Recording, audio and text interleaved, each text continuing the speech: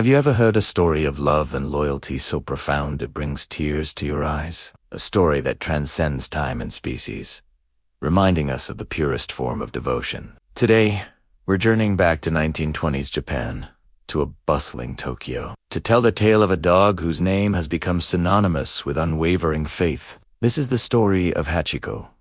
Our story begins in 1924, when Hidesabu, a professor in the agriculture department at the Tokyo Imperial University, brought home a beautiful, golden-brown Akita puppy. He named him Hachi, meaning 8 in Japanese. A number considered lucky. Their bond was instant and incredibly strong. Professor Ueno doted on Hachi, and the little Akita adored his human companion. They were inseparable, a common sight in their neighborhood.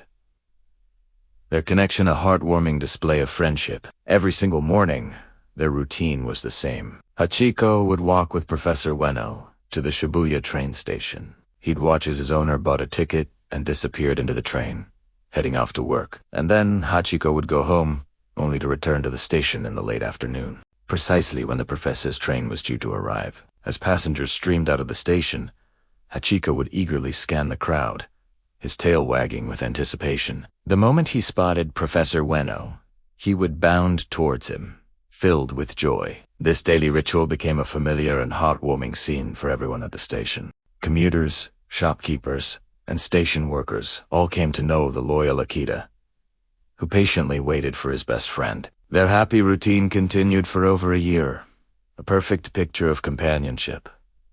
But one day, everything changed. On May 21st, 1925, Hachiko waited at the station as usual. The afternoon train arrived.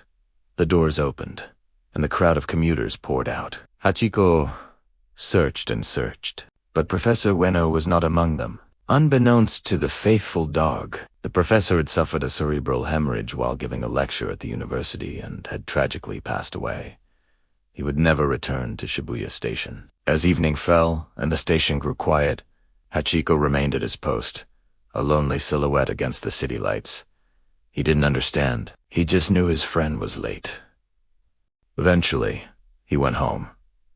But the next day, at precisely the same time, he was back at the station, waiting. And the next day, and the day after that, days turned into weeks, weeks into months, and months into years. Hachiko, whose name was now often spoken with the honorific suffix K, never gave up hope. After the professor's passing, Hachiko was passed between relatives, but he would consistently run away, always making his way back to his old home and, of course, to Shibuya Station.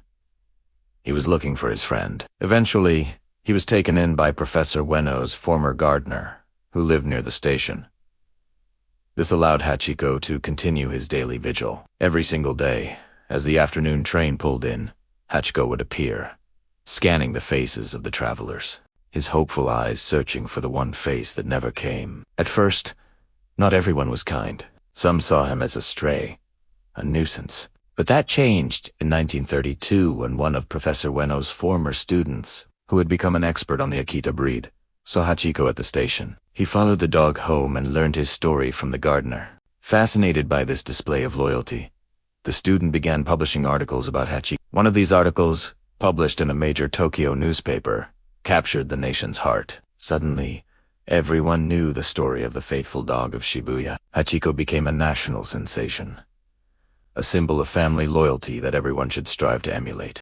People from all over Japan started visiting Shibuya Station just to see him, to offer him treats, and to gently pat his head. Teika leidim cherkun Hachiko, which means faithful dog Hachiko. His presence became a source of inspiration, a living lesson in love and devotion for the people of Japan. For 9 years, 9 months, and 15 days, Hachiko kept his vigil through grind snow and the changing seasons.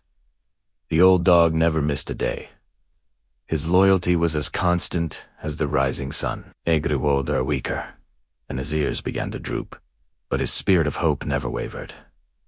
He was waiting for his best friend. Then, on the morning of March 8, 1935, Hachiko was found on a street in Shibuya. He had passed away, finally at peace. He was nearly 12 years old. His death made front-page news, and the entire nation mourned. His story had touched so many lives, a simple yet powerful testament to the bond between a man and his dog. But Hachiko's story didn't end there. In 1934, a year before his death, a bronze statue was erected in his honor right outside Shibuya Station, at the very spot where he had waited for so long.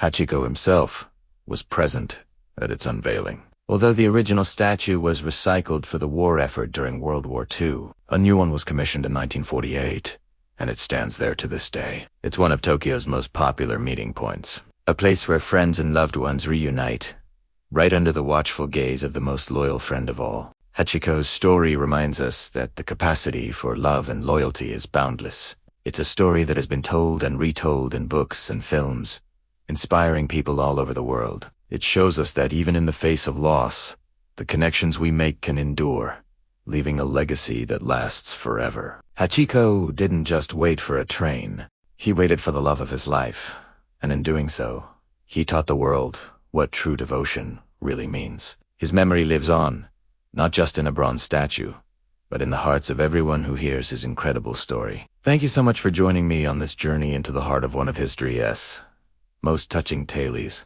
If Hachiko's story moved you, please hit that like button and subscribe for more incredible stories that inspire and warm the soul.